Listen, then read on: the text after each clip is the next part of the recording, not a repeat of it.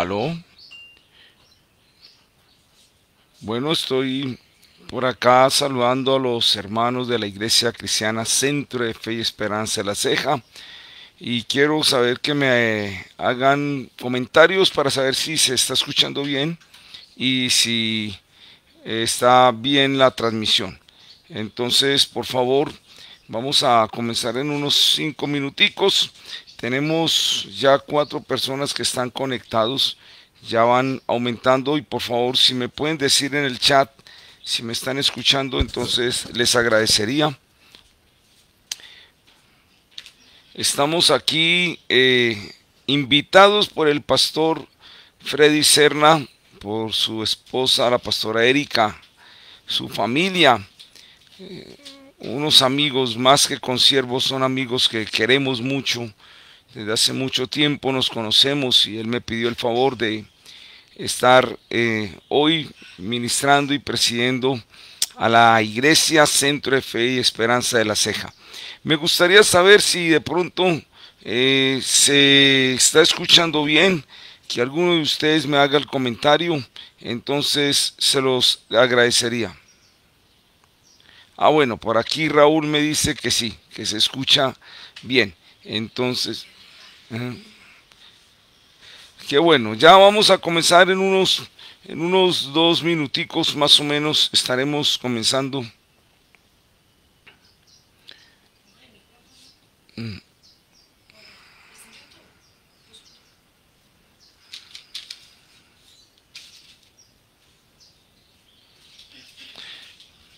Qué lindo saber que tenemos medios de comunicación que aunque nos hayan impedido reunirnos en las iglesias, al menos por estos medios podemos nosotros acercarnos a la iglesia del Señor. Es por eso que yo digo que no estamos en persecución religiosa.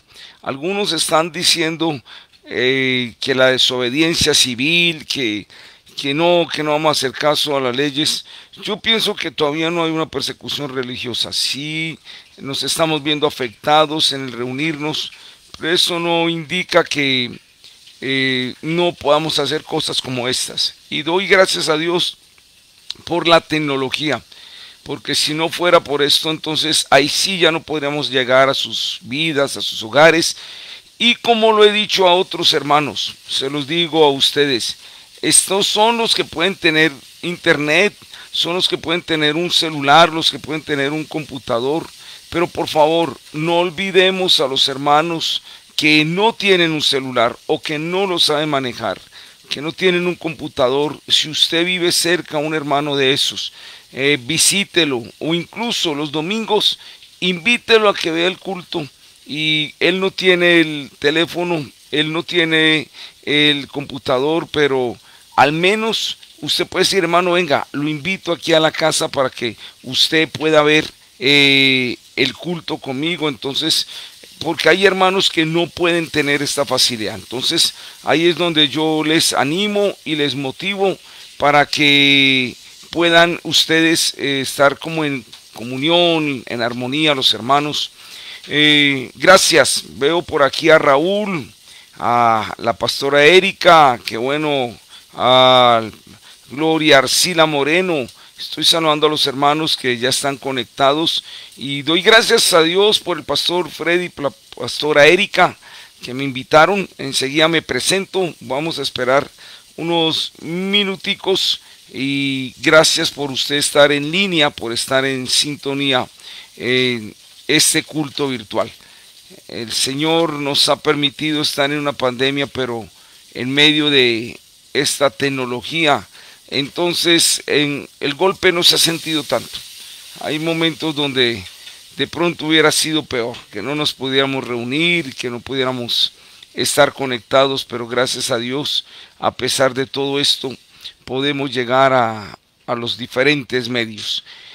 Bueno, quiero hacer una oración y quiero así comenzar el día de hoy, en esta mañana, y pedirle al Señor que tome el control de nuestras vidas y vamos a hacer las diferentes cosas que tenemos para esta mañana. Padre del cielo, hoy me pongo en tus manos y pongo delante de ti cada uno de los que nos están viendo, no solo de la iglesia Centro de Fe de La Ceja, sino también las diferentes personas que están conectadas, Señor, oh Dios, en los diferentes medios.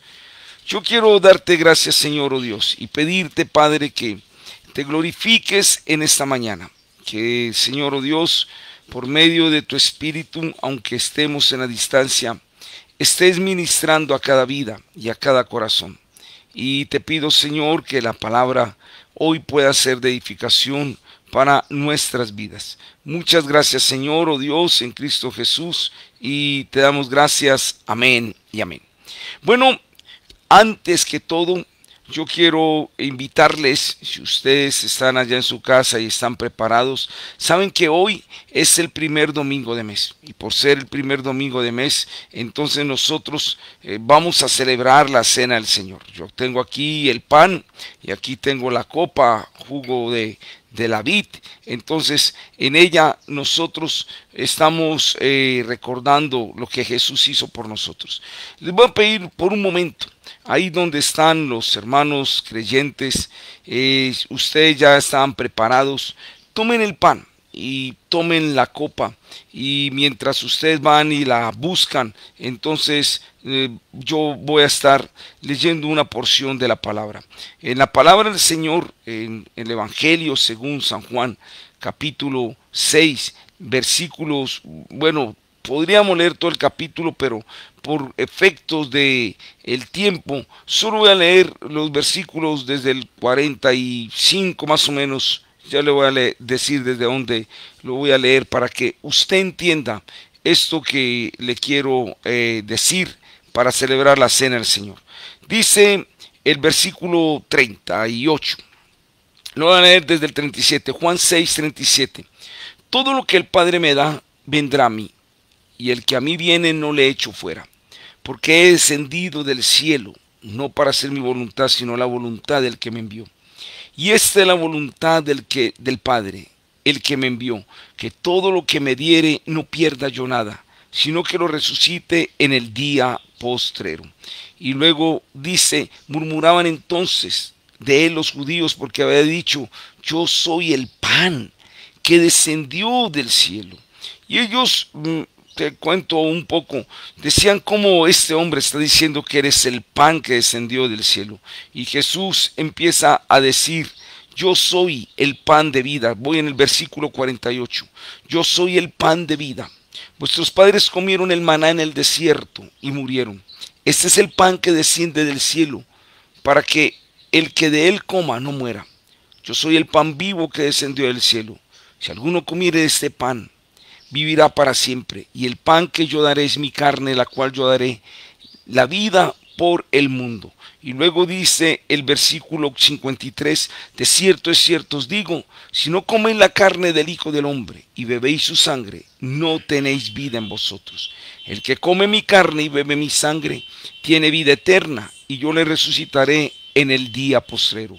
Porque mi carne es verdadera comida, y mi sangre es verdadera bebida. El que come mi carne y bebe mi sangre, en mí permanece y yo en él. Los judíos se escandalizaron por estas palabras con Jesús, porque ellos estaban tomándolo literalmente. Ellos decían, ¿cómo nosotros vamos a comer su carne y a beber su sangre?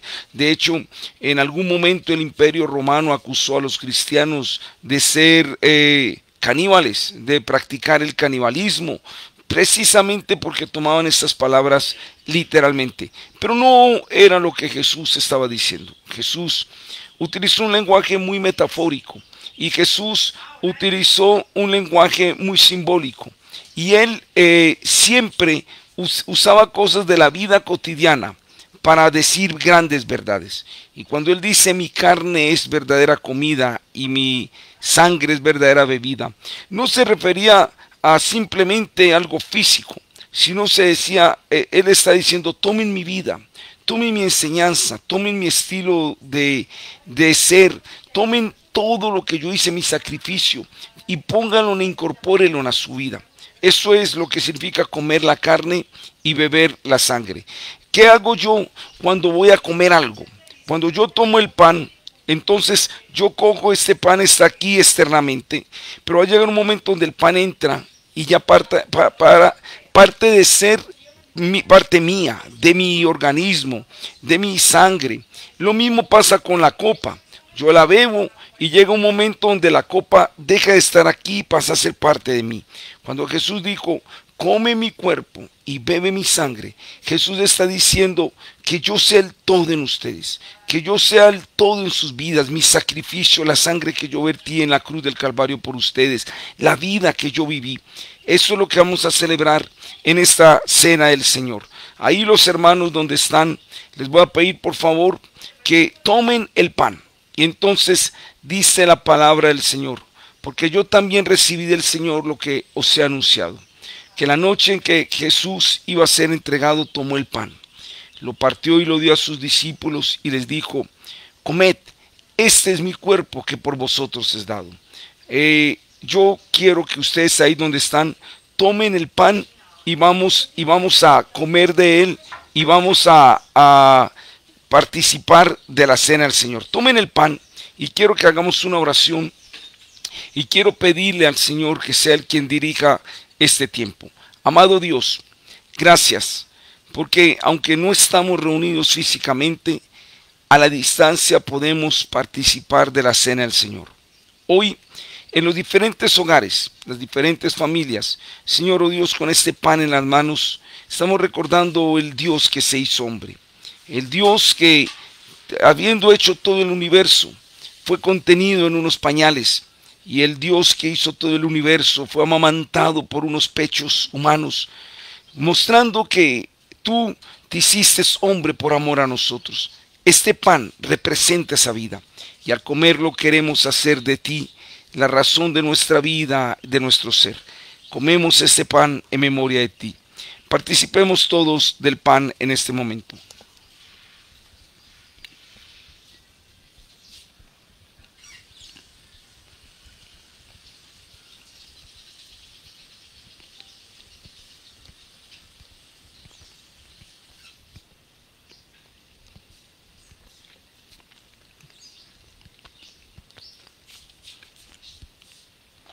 Bueno, la palabra del Señor también dice que habiendo tomado la copa, la dio a sus discípulos y les dijo, esta es la sangre del nuevo pacto que por ustedes es vertida.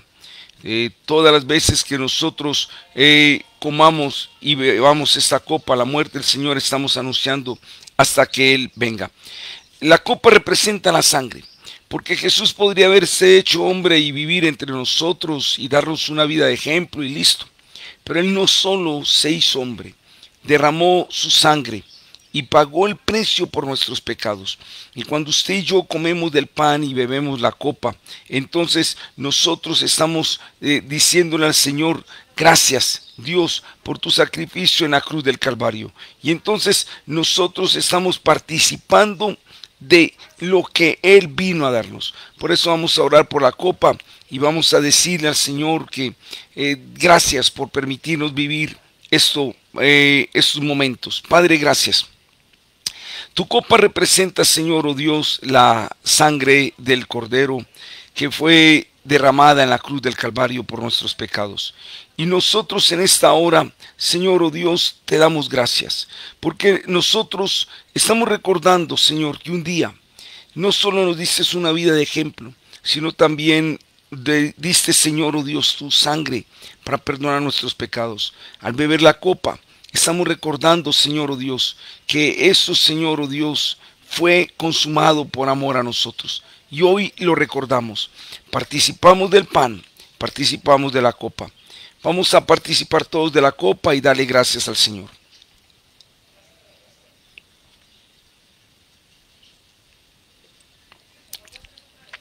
La Biblia dice, así que todas las veces que comiereis este pan y bebiereis esta copa, la muerte del Señor anunciáis hasta que Él venga. Señor, muchas gracias, porque Señor, tú estás, Señor Dios de los cielos, cada día mostrándonos tu amor. La cruz del Calvario fue el sello, Señor, oh Dios, que tú marcaste por nuestras vidas. Y yo te pido, Señor, oh Dios, que estos hermanos que hoy participaron de la copa, del pan y del vino, Señor, oh Dios, puedan, Señor, oh Dios, cada día celebrar la victoria de la cruz del Calvario. Muchas gracias, Señor, oh Dios, en el nombre de Jesús. Muchas gracias. Amén, Señor, y amén. Bueno, mis hermanos, qué lindo poder participar de la cena del Señor, y qué bueno que si usted no se ha bautizado, por favor, en el momento más posible, cuando ya nos podamos reunir, puede hablar con el pastor Freddy, con la pastora Erika, con el equipo de colaboradores allá en la iglesia, para que tome la decisión de estar tomando este paso de fe, el bautismo. El bautismo es algo muy importante y les animo mucho para que ustedes puedan hacer esto. Yo, como les dije, me voy a presentar. Soy el pastor Wilson Gutiérrez, pastor y presbítero en la Misión Panamericana de Colombia. Hace ya más de 36 años estamos conociendo al Señor, y por la gracia del Señor ahora Él nos permite no solamente estar pastoreando una iglesia, estamos pastoreando la iglesia Centro de Fe y Esperanza de Pedregal, sino también, como lo dije, el cargo de presbítero es también estar ayudando a otros pastores en su proceso de pastoreo, y eso es lo que es el cargo de presbítero. Con mi esposa visitamos las iglesias y ayudamos a los pastores también con lo poquito de experiencia que podamos tener, para poderles ayudar a ellos en todo lo que tiene que ver el pastoreo. Damos gracias a Dios, pastor Freddy, pastora Erika, gracias por invitarnos a compartir de la palabra a una iglesia tan bonita como es la iglesia de La Ceja. Conozco a los pastores desde hace mucho tiempo, y como dije al inicio, más que consiervos son nuestros amigos, sus hijos son muy queridos por nosotros y desde hace mucho tiempo nos conocemos. Bueno, usted vio en la presentación del live el título de la enseñanza. El título de la enseñanza es Enrutados, y está basado en un libro que ustedes están leyendo en estos días. El pastor Freddy me dijo que estaban leyendo el libro de Samuel. Incluso voy a decirles la lectura que corresponde para estos días, para que ustedes lo tengan presente. Entonces, ustedes van a estar juiciosos. Estamos leyendo toda la Biblia. En la iglesia Pedregal también estamos haciendo lo mismo. Yo promoví para que la iglesia pudiera estar leyendo la Biblia, y ustedes están con el libro de Samuel. Por eso precisamente hoy quiero compartir algo del libro de Samuel. Pero entonces quiero que tengan en cuenta el plan de lectura. Ustedes lo pueden ver también en la página, pero para algunos hoy domingo correspondería al primer libro de Samuel, capítulos 25 al 28. El domingo, esta semana es del 7 al 13. El lunes, primer libro de Samuel, 29 al 31. Ya el martes estaría comenzando con el segundo libro de Samuel, capítulos 1 al 4. El miércoles es segundo Samuel 5 al 8. El jueves segundo de Samuel 9 al 12. El viernes segundo de Samuel 13 al 16. Y por último el sábado segundo de Samuel 17 al 20. Es decir, en esta semana del 7 al 13 vamos a leer desde el capítulo 25 del primer libro de Samuel al capítulo 20 del segundo libro de Samuel. Yo creo que ya su pastor se los dijo, pero les recuerdo, no se dice primera de Samuel como algunos cristianos lo dicen. Primera es si fuera epístola, pero Samuel no es una epístola, es un libro. Entonces se dice segundo de Samuel o libro segundo de Samuel. Pero les motivo para que puedan ustedes tener esta lectura bien juiciosa y que puedan estar obedientes en escudriñar las escrituras. Yo quiero, precisamente basado en el libro de Samuel, ustedes ya leyeron el capítulo porque ya pasaron por ahí hace un momentico, un rato, pero leyeron el capítulo 6 del primer libro de Samuel. El primer libro de Samuel tiene una historia. De hecho, En lo personal, me gusta leer mucho las historias de la Biblia. Las historias en la Biblia no están escritas simplemente por ser leídas. Las historias en la Biblia tienen principios, tienen verdades. Las historias en la Biblia tienen un propósito. Y me gusta mucho, sobre todo, los libros que se están leyendo en estos días, porque el primer libro de Samuel y segundo de Samuel habla de muchas historias. Cada historia es una enseñanza. Y como lo he dicho, en algún momento estuve en un retiro con ustedes, los colaboradores de la iglesia, los siervos de la iglesia, y saben, yo les decía que hagan de la Biblia un libro emocionante, porque es que algunos ven el libro negro, letra chiquita, libro grueso, y no le ven un libro de emoción. La Biblia es un libro de mucha emoción, y sobre todo estos libros que ustedes están leyendo, hay historias muy interesantes donde ustedes pueden sacar principios que pueden servir en la vida tremendamente. Entonces, por favor, cojan el libro de Samuel, primer libro de Samuel, capítulo 6, versículos 1 en adelante. Voy a leer versículos de pronto del 1 al 15 y voy a mirar aquí algunos principios. Miren lo que dice el primer libro de Samuel, capítulo 6, versículos 1 puede ser al 12. ¿Lo tienen ahí? Estuvo el arca de Jehová en la tierra de los filisteos 7 meses. Entonces los filisteos, llamando a los sacerdotes y adivinos, preguntaron: ¿qué haremos del arca de Jehová?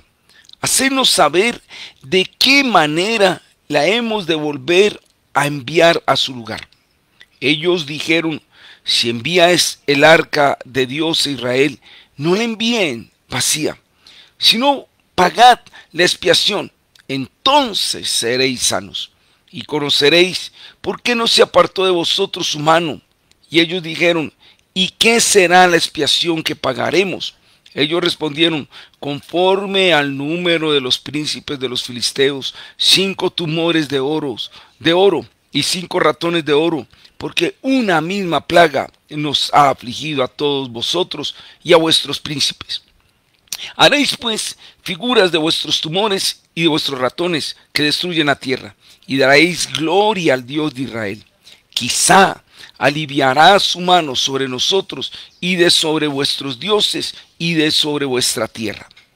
¿Por qué endurecéis vuestro corazón como los egipcios y Faraón endurecieron su corazón? Después que los habías tratado así, no los dejaron ir y se fueron. Haced pues ahora un carro nuevo y tomad luego, atención a esto, tomad luego 2 vacas que críen. Esto es muy importante. Es más, si te gusta subrayar la Biblia y si te gusta mirar los principios, que subraya esto: 2 vacas. Sí, 2 vacas que críen, las cuales no hayan sido puesto yugo. Importante, eran vacas que no les habían puesto yugo. Y uncid las vacas al carro y haced volver sus becerros de detrás de ellos a la casa.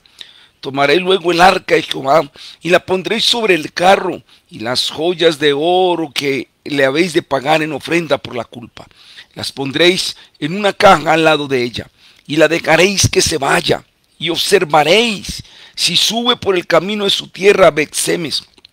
Él nos ha hecho ese mal tan grande, y si no, sabremos que no es su mano la que nos ha herido, sino que esto ocurrió por accidente. Y aquellos hombres lo hicieron así, tomando 2 vacas que criaban, las uncieron al carro y encerraron en casa sus becerros. Luego pusieron el arca de Jehová sobre el carro y la caja con los ratones de oro y las figuras de sus tumores, y las vacas se encaminaron por el camino de Bet-Semes y seguían camino recto. Atención a esto: seguían camino recto, andando y bramando, sin apartarse ni a derecha ni a izquierda. Y los príncipes de los filisteos fueron tras ellas hasta el límite de Bet-Semes. Subraya esto: en la parte central de la enseñanza que yo hoy te quiero dar es esta. Y las vacas se encaminaron por el camino de Beth-Semes y seguían el camino recto, andando y bramando, sin apartarse ni a derecha ni a izquierda. Ese es el pasaje central del que hoy te quiero hablar, en esta enseñanza Enrutados. Dios del cielo, tu palabra es linda, tu palabra es el manjar para nosotros, es el maná del cielo, para que nuestras vidas puedan ser, Señor, instruidas. Y en esta hora de la mañana te pido, en esta reflexión que quiero dar a la Iglesia Centro de Fe y Esperanza de La Ceja, Señor, oh Dios, que la enseñanza pueda quedar en sus corazones, enrutados. Señor, muchas gracias en Cristo Jesús. Amén. Yo no sé si usted alcanzó a percibir el milagro. Acabé de leer un relato, pero te lo voy a resumir para que puedas entender todo el contexto. El sacerdote el sacerdote Elí fue reprendido por el profeta Samuel porque él y su casa violaron los principios de Dios. Sus hijos eran sacerdotes depravados y entonces Dios decide dar un juicio sobre la nación de Israel, sobre la tierra de Israel. Y entonces es cuando se ve en el capítulo 4 una guerra con los filisteos. El pueblo de Israel pensó que iban a ganar. Pensaron que la presencia de Dios, el arca, los iba a defender, pero mi hermano, de nada sirve la presencia de Dios en una vida si hay pecado y desobediencia a ese Dios al que dice servir. Sí, porque así estaba Israel. Ellos pensaron que con solo traer el arca, pero sus vidas en pecado, ya con eso iban a solucionar. Muchos viven una vida religiosa así. Así yo voy a la iglesia, yo canto, yo llevo la Biblia, pero su vida es en pecado. No. La presencia del Señor tiene que ir acorde a mi obediencia y a la vida de santidad para Él. Y bueno, sigo diciendo esto, estaban en la pelea, pensaron que por traer el arca ellos iban a ganar la batalla, pero oh asombro para sus vidas, perdieron la batalla. En un solo día murieron los sacerdotes hijos de Elí. En ese mismo día murió Elí. En ese mismo día hubo tantas tragedias en Israel precisamente por el pecado que hubo en el pueblo. Y entonces el arca fue tomada. Los filisteos empezaron a gozarse porque dijeron, le ganamos a los israelitas, le ganamos al Dios de Israel.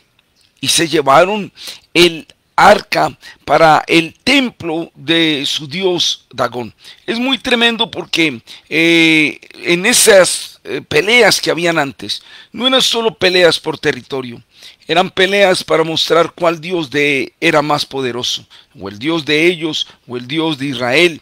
Y entonces ellos, según los filisteos, nuestro Dios es más poderoso, nuestro Dios es el Dios más grande. Pero no fue así. El arca sola, estando allá en territorio filisteo, los filisteos se llenaron de tumores, y los filisteos vieron muchas pestes, y la misma presencia del Señor, oye esto lo que te voy a decir, estaba causando estragos. ¿Quién creyera que la misma presencia de Dios que trae bendición puede ser la misma presencia de Dios que traiga juicio? Porque eso es Dios.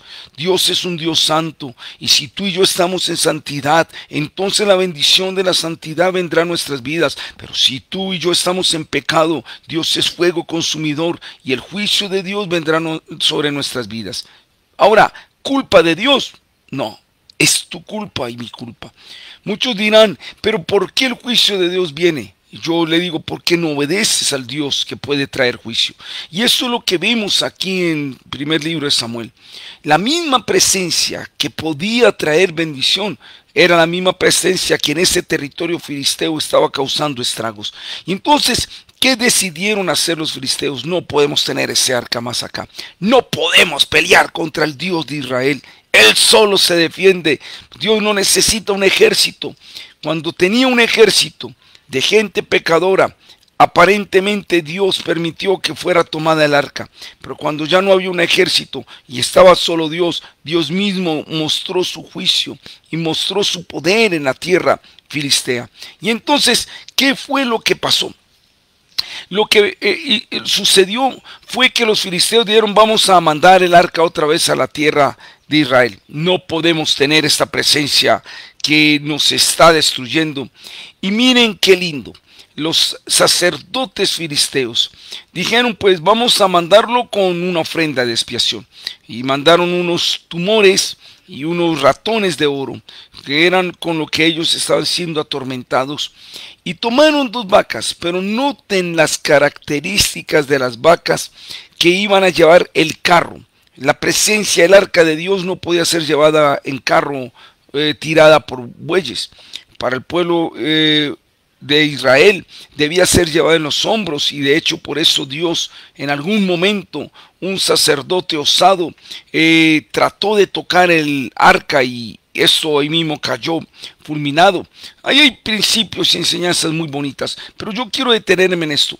No debía ser llevado así, pero ellos eran paganos, ellos eran un territorio totalmente incrédulo, y entonces ellos tomaron un carro, montaron el arca allí, y al carro le pegaron a 2 vacas, y a las 2 vacas les pusieron una yunta, y el carro, y las dejaron que se fueran.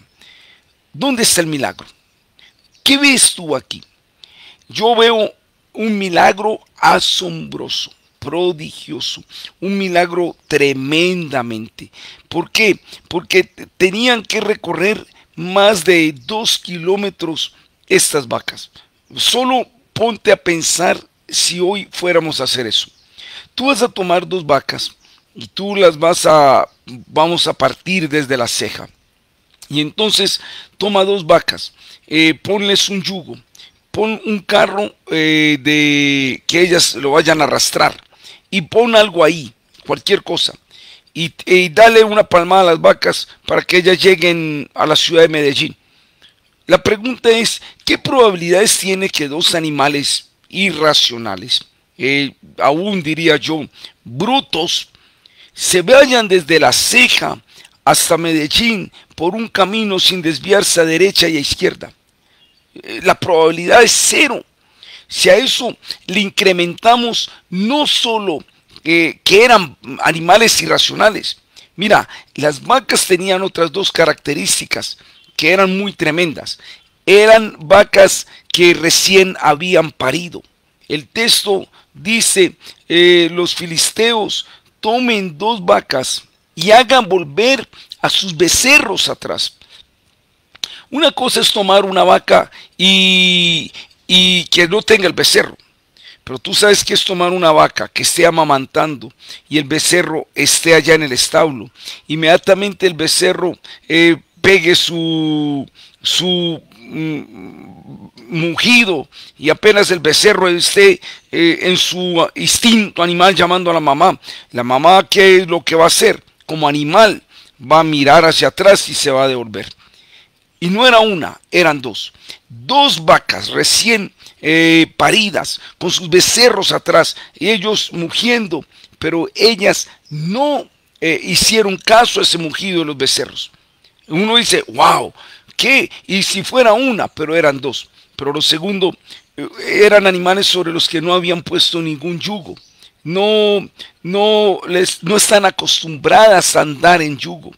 Estas vacas por primera vez les ponían el yugo ahí en la cabeza, y no solo tenían el yugo por primera vez, sino también tenían los becerros atrás, y era un camino que nunca habían andado. No sé si algunos de ustedes han tenido oportunidad y experiencia en el campo. En el caso mío no, pero he preguntado, y para esta enseñanza pregunté. Y cuando un animal se aprende el camino, se puede ir solo. Sea una vaca, sea un asno, sea un caballo, entonces puede transitar el camino solo y llegar hasta la casa. Pero no es este el caso, porque era un camino para recorrer por primera vez. Entonces, mira los factores que acrecientan el milagro. Eran animales irracionales. No era uno, sino 2. Dejaron los becerros atrás y no habían tenido yugo nunca sobre su vida. No habían sido unidas bajo ese yugo. Sin embargo, con todas estas cosas en contra, llegaron a su destino, llegaron a su lugar. No se salieron del camino, ni a derecha ni a izquierda. No se desviaron. Cumplieron el propósito para el cual debían llegar. La pregunta es, ¿por qué? ¿Qué hizo que estos seres irracionales, qué hizo que estas vacas recién paridas, qué hizo que estas vacas que nunca habían tenido yugo sobre sus cabezas, qué hizo que estas vacas que nunca habían conocido ese camino pudieran llegar allá? Por un momento, mi hermano y mi hermana, tú que me estás escuchando, piensa, ¿qué fue? ¿Qué fue lo que hizo? Bueno, sin lugar a dudas, ustedes ya lo deben estar pensando. Fue el arca de Dios. Fue la presencia de Dios que ellos llevaban, que las encaminó por el camino correcto. Fue la presencia de Dios que hizo que animales torpes, que animales que pudieran desviarse, que animales que se pudieran devolver del camino, fue la presencia de Dios la que hizo que cosas como estas sucedieran.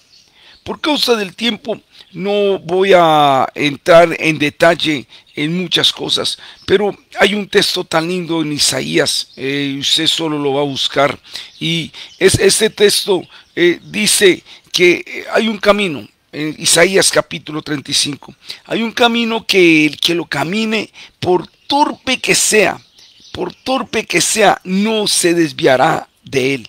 ¿Sabes qué lindo es eso lo que dice la palabra? Y el texto dice por qué ese camino va a ser un camino donde el que vaya por allí no se pierda. Porque allí es la presencia del Señor la que toma el control de esto. Porque mientras Dios esté en nuestras vidas, Él nos va a encaminar, nos va a enrutar. Él nos va a enrutar y Él nos va a llevar al propósito para el cual hemos de llegar. Pero escucha, no es simplemente tener a Dios, es obedecer a Dios. Porque aunque las vacas no eran animales racionales, y aunque las vacas no eran animales que podían tener un intelecto, pero la Biblia dice vez tras vez que a veces los mismos animales pueden tener más obediencia a su Señor que los mismos hombres y que son supuestamente racionales.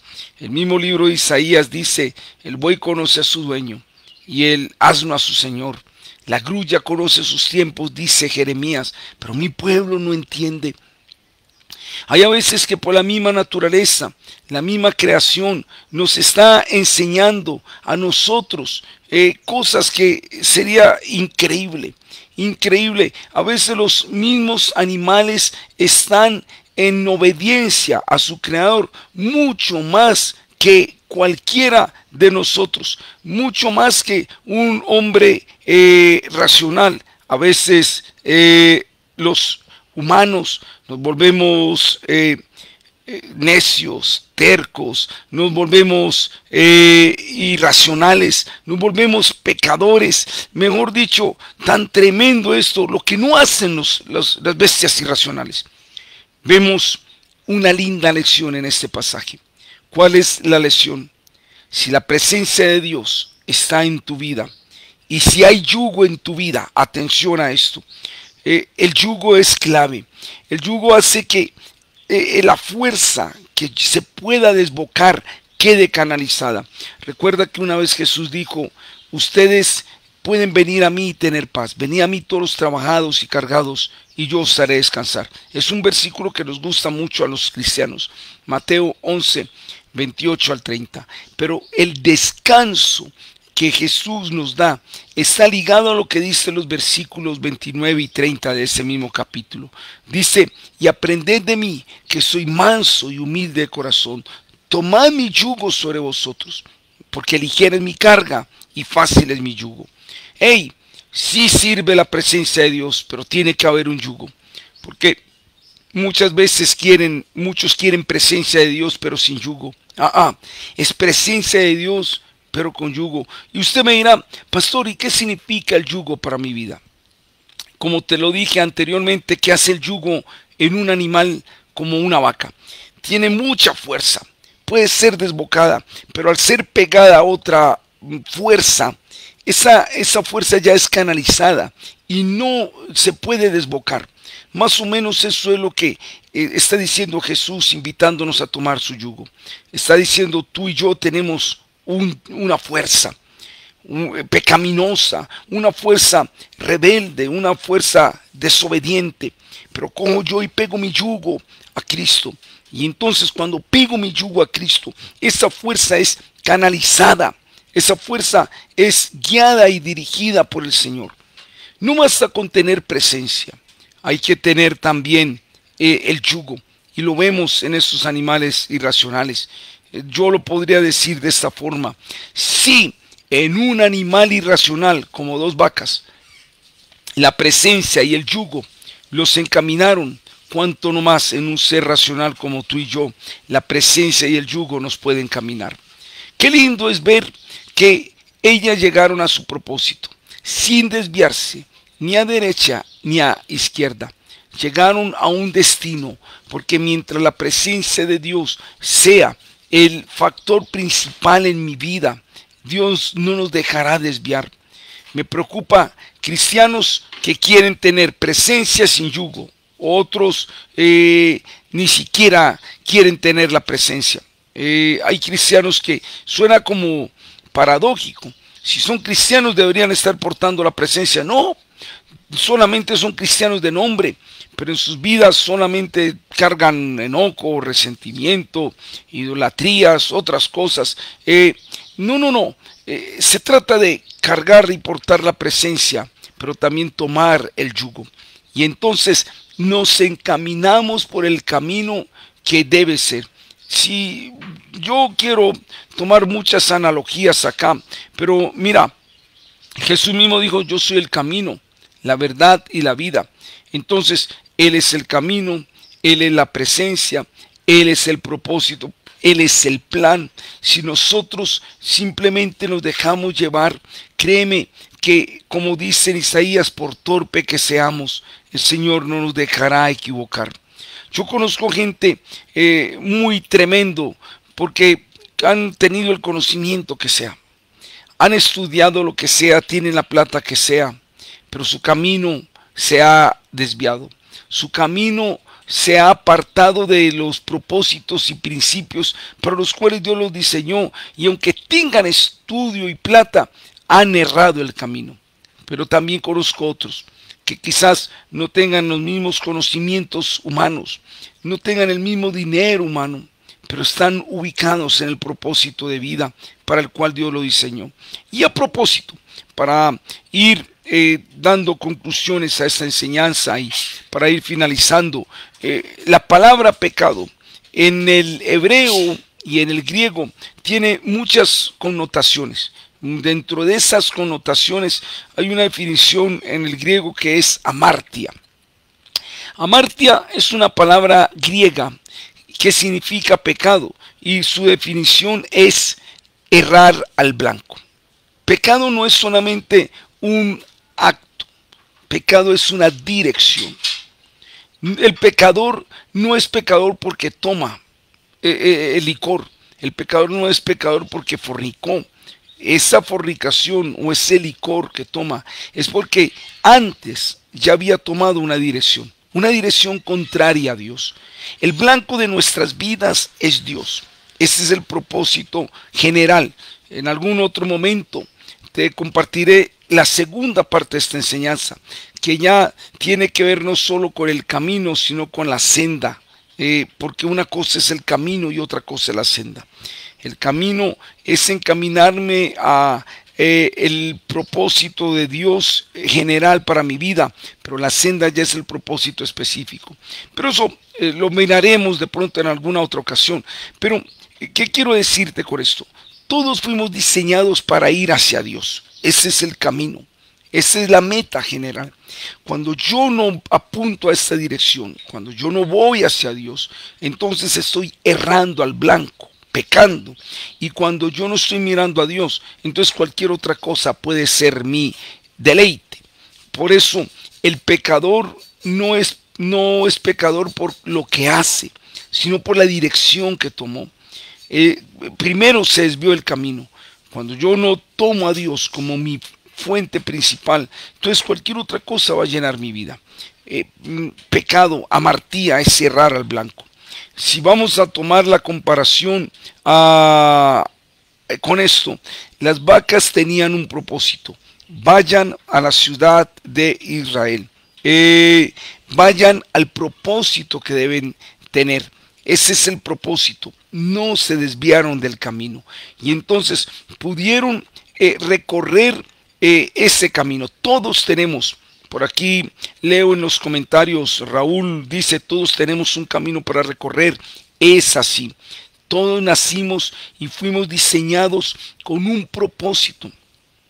Y ese propósito lo encontraremos en la misma medida en que nosotros podamos tomar la presencia de Dios en nuestras vidas y ponernos el yugo.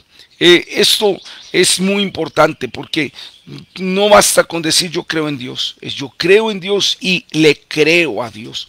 Eso lo hemos manejado tantas veces, lo hemos dicho de tantas formas. No es simplemente creer en Dios, sino creerle a Dios. Es una bonita enseñanza ver cómo dos seres irracionales, dos seres y una cosa más que se me escapaba, que podían tener apegos.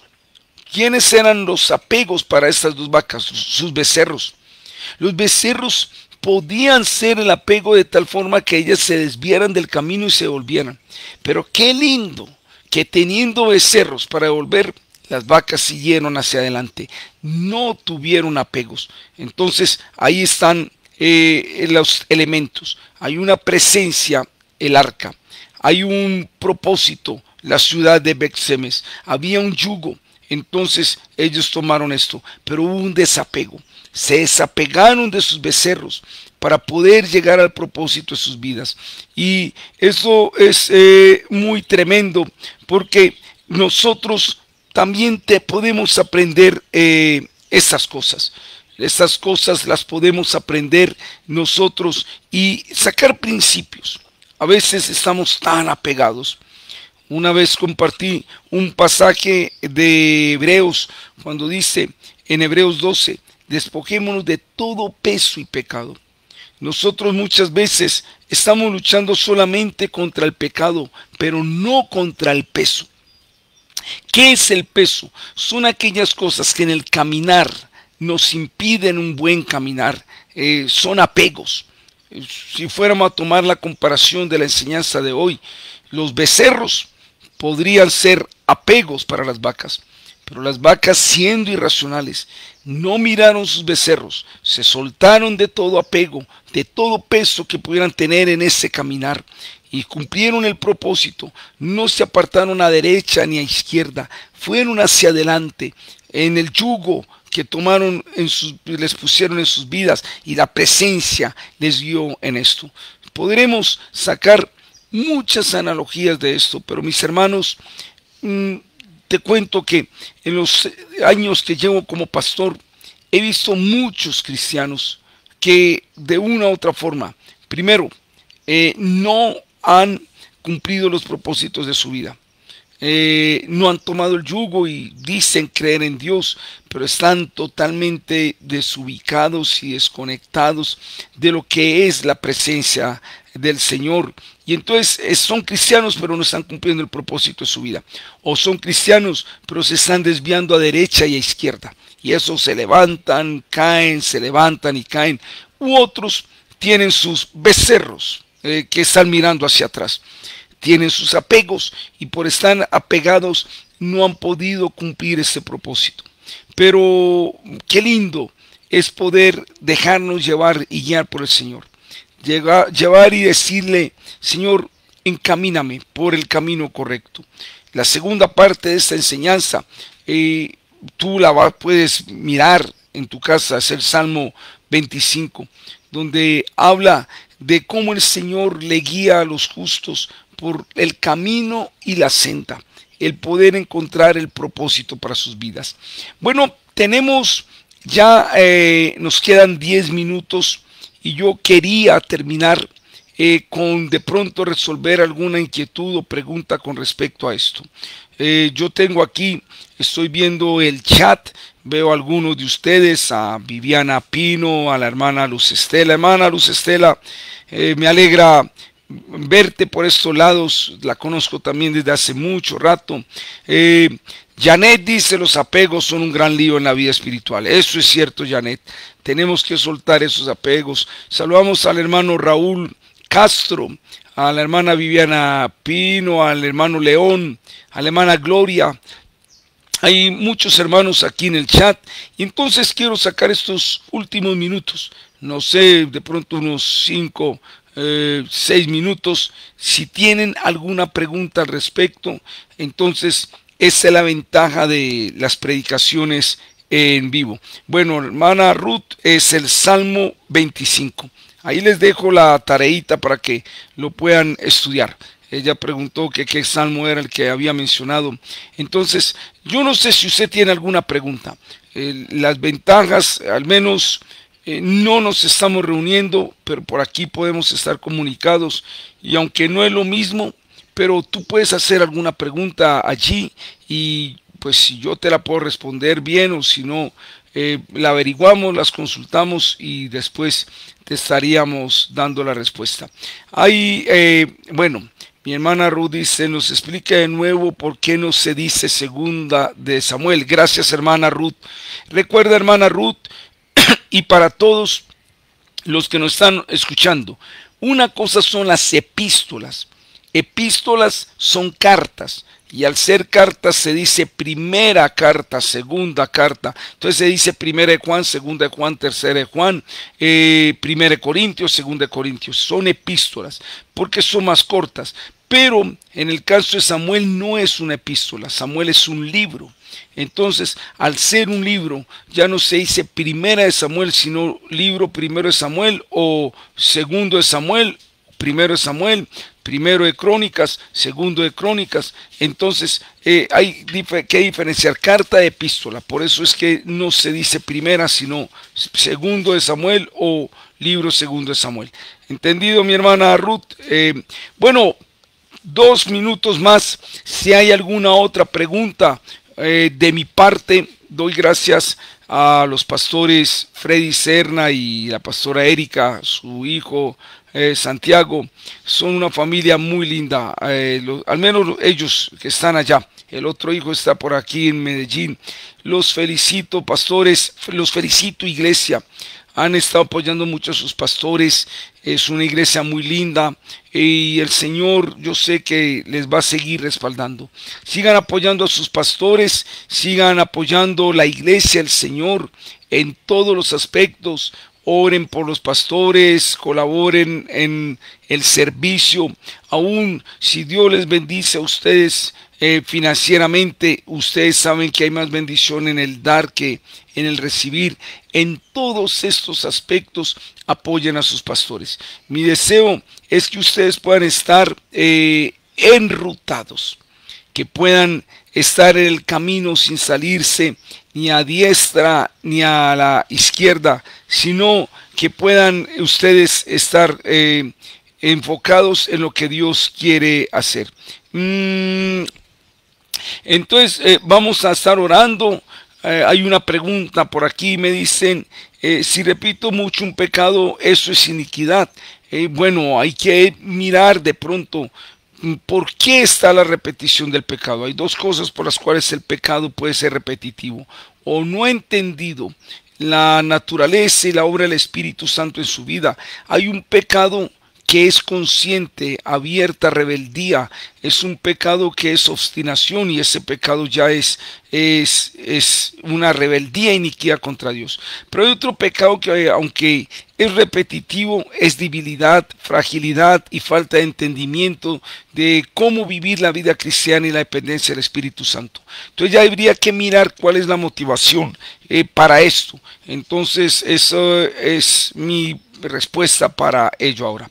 Vamos a orar, vamos a pedir al Señor que sea quien se glorifique. Muchas gracias a todos ustedes que estuvieron conectados y que podamos seguir meditando más en la palabra del Señor.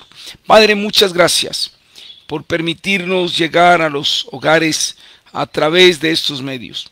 Si esta pandemia hubiera ocurrido 20 años atrás, posiblemente no tendríamos esta facilidad. Pero tú sabes, tienes el control de la historia y tú sabes cuándo debe y ocurre todo. Yo te doy gracias por permitirnos, Dios de los cielos, estar aquí, Señor, en este medio y por esta palabra, por los hermanos que estuvieron conectados y los que se van a conectar después para ver esta repetición.